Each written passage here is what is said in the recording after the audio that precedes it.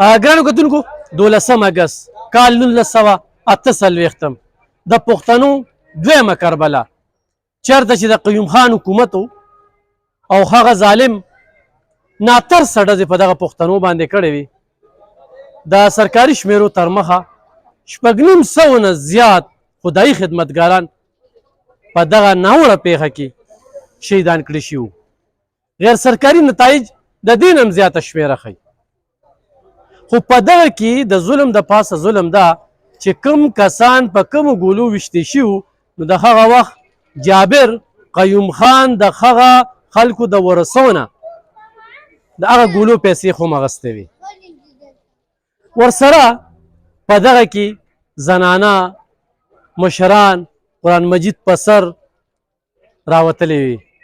ولی خان دغه وخت کې په جیل کې او تاجو بیبي د اسفندیار ولی خان